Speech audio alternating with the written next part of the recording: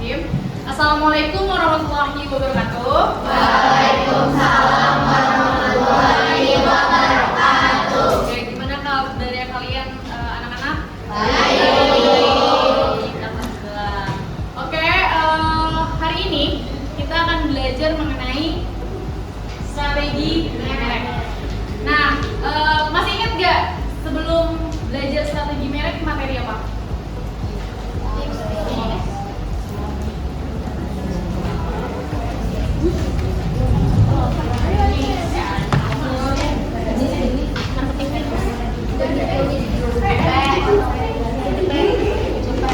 Sebelumnya itu materi mengenai PLC atau Product life cycle. PLC ada berapa fase? Ada berapa tahap? 4. Apa aja? Ayo dong. Pengenalan, introduction, kemudian pertumbuhan atau growth. Kemudian yang ketiga maturity atau dan yang terakhir Penurunan. decline atau Penurunan. Oke, betul. Nah, hari ini kita akan belajar mengenai strategi merek. Oke, sebelum kita mulai, kalau kalian bisa sebutin apapun, kalau misalkan merek atau brand yang ada di kepala kalian, Uniqlo. Coca-Cola, kemudian Uniqlo. Apple, oke, Uniqlo, terus Nike. Adidas, terus Samsung. Bojodok, Puma. Samsung, Dodor, Puma, kemudian Nike. Nike, Fit. apa lagi? Fit, oh Fit, oke. Ada lagi? Oke, kita itu apa ya? Merek-merek yang punya citra kuat. Jadi kita kepikiran terus. Gitu. Kayak contohnya ini udah sering pasti dibahas ya. Contohnya misal mau beli air mineral, ngomongnya pasti beli apa? Aqua. Padahal yang dikasih Mineral. Fit, gitu kan ya. Oke, oce. Nah, oke, kita masuk ke materi ya. Materi ini ada tujuan pembelajaran. Yang pertama kita akan ngebahas mengenai apa itu merek. Kemudian yang kedua ada jenis-jenisnya. Yang ketiga ada citranya. Dan yang keempat ada strategi identifikasi merek. Gampangnya merek itu nama, istilah, atau simbol, atau tanda, atau desain, atau ya segala sesuatu yang menjadi identitas itu namanya Merek. Tujuannya atau digunakannya itu untuk apa sih si merek ini? Untuk mengidentifikasi produk atau jasa, jadi membedakan produk atau jasa, kemudian membedakan dari pesaing atau brand equity yang tinggi. Ada 4. Yang pertama itu ada brand awareness atau kesadaran. Artinya seberapa ingat konsumen terhadap merek. Contohnya, ini gacuan. Ya. Kalau misalnya kita lagi main sama teman-teman, kemudian kita pengen mie yang pedas, yang murah, yang deket ya. Terus apa lagi tuh ciri-ciri mie gacuan tuh? Yang enak. Pasti kepikirannya Mie mie gacuan. gacuan kan? Kita makan mie gacuan yuk. Karena tanpa kalian sadar, kalian tuh inget gitu mie gacuan. Rasanya inget, suasananya inget, gitu ya. Namanya inget, logonya pasti juga inget kan? Iya. Warna apa? Warna merah, biru. Ya. Merah-merah.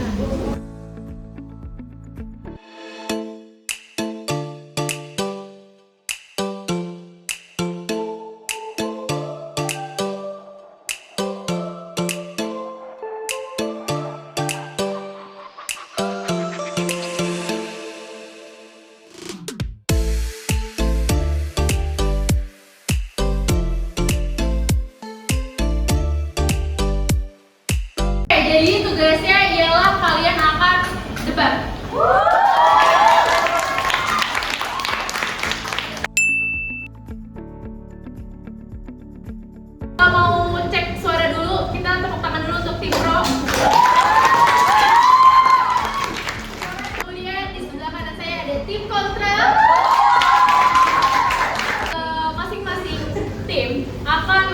3 pernyataan.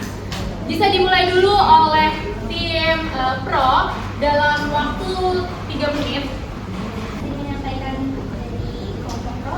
Yang pertama, Brand Talk di Indonesia telah diganti menjadi Mako secara bertahap karena kontrak lisensi dengan Brand Talk Internasional telah dihabis dan tidak diperpanjang pada November 2020. Mako lebih mudah diingat, terasa lebih tepat dengan konsumen Indonesia dan memiliki citra yang lebih segar dan modern. Selanjutnya, langkah ini bukan sekedar pergantian nama, melainkan bentuk adaptasi terhadap pasar lokal agar merek bakery tersebut lebih mudah dikenali dan diterima oleh konsumen Indonesia. Baik, waktunya masih ada 1 menit 30 detik. Apakah sudah cukup? Cukup. Baik, kita lanjut kepada tim kontra. 3 menit dan silakan diutarakan 3 pernyataan. Waktu dimulai dari 3, 2, 1. Baik, kami dari tim kontra ingin menyampaikan mengenai pernyataan. Yang pertama, nama Brand Talk ini kan sudah memiliki citra yang kuat di masyarakat ya. Jadi dengan mengganti nama dari Brand Talk jadi Mako, dia justru membuat perusahaan ini berisiko karena membuat konsumen ini kehilangan rasa familiar terhadap merek yang sudah lama dipercaya.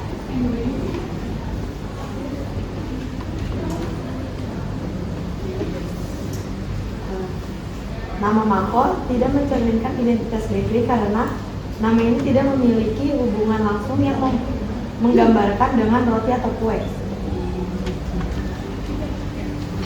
Baik, nuansa Jepang pada Mako kurang sesuai dengan karakter lokal Indonesia. Sedangkan Brand Talk sebelumnya sudah memiliki keseimbangan antara gaya internasional dan selera dengan lokal. Baik, sudah diberikan 3 pernyataan dari tim pro dan 3 pernyataan dari tim kontra. Sekarang masing-masing tim silakan berdiskusi dan menanggapi hasil pernyataan dari lawannya selama 1 menit ya. Silakan.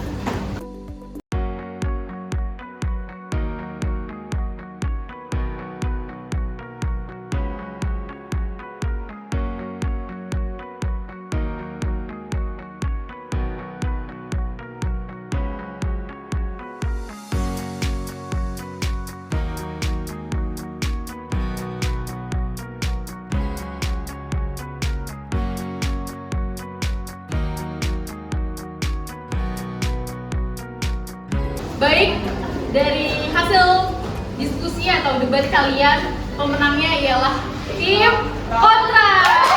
Oke, mungkin saya memberikan evaluasi saja. Jadi debat ini apa ya, memberikan atau memperkuat kalau kalian tuh punya pendapat-pendapat secara pribadi gitu.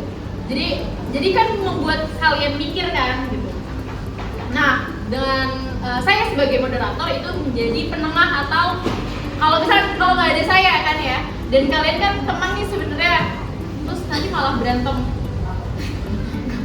malah adu mulut gitu kan, itu kan yang bahaya. Jadi debat itu melatih kemampuan kalian berpikir ya, kemudian melatih cara penyampaian kalian, cara gaya kalian. Jadi kalian punya gaya gitu ya, bukan banyak gaya maksudnya. Kalian apa ya, kan ada tipe orang yang saat penyampaian itu bisa ngomong itu lancar A B C D E F G H gitu kan, ada yang mikir dulu gitu, ada yang kaku gitu. Dan di sini juga melatih kerjasama, jadi kalian satu tim tuh kompak. Oke, untuk anak-anak yang lain, apakah ada yang ingin ditanyakan sampai sini? Tidak ada ya? Tidak. Oke, boleh tim pro dan tim kontra silakan kembali ke tempat duduk. Tepuk tangan dulu untuk kita. Jadi kesimpulannya tadi kita sudah belajar mengenai materi strategi merek, kemudian tujuannya, kemudian kita juga sudah menerapkan atau menjalankan tugas tadi ya, debat. Nah, di debat mungkin saya menyarankan untuk kelompok selanjutnya untuk lebih percaya diri saat penyampaian, kemudian jangan ragu untuk ngutarain pendapat kalian, mau salah, mau baik, mau benar, itu nggak apa-apa banget, namanya berpendapat ya, harus saling menerima gitu.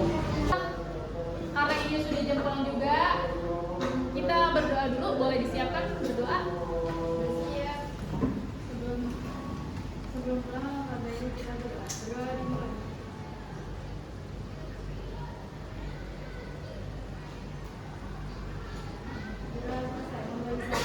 Assalamualaikum warahmatullahi wabarakatuh. Waalaikumsalam warahmatullahi wabarakatuh. Terima kasih anak-anak, hati-hati di jalan. Saya mau minta maaf kalau saya masih banyak kekurangan, masih banyak kesalahan. Terima kasih sekali lagi. Langsung pulang ya, jangan ada yang mampir-mampir. Sampai bertemu di pertemuan selanjutnya, kita masih menjalankan tugasnya yaitu debat ya. Oke, saya tutup. Wassalamualaikum warahmatullahi wabarakatuh.